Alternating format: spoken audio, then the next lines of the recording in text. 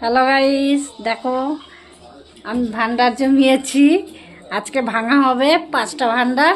তোমরা দেখতে থাকো। একটা ভাঙো, এটা কয়েনের ভান্ডার, 5 টাকা 10 টাকা।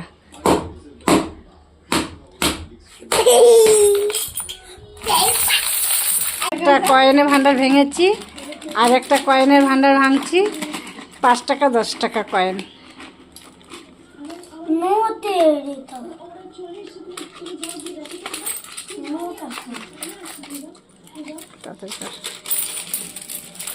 কাট না আনতে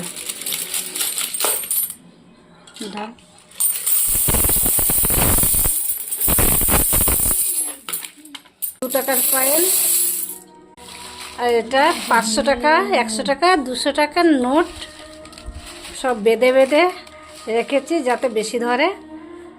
দেখো আমি এই পয়সাগুলো সব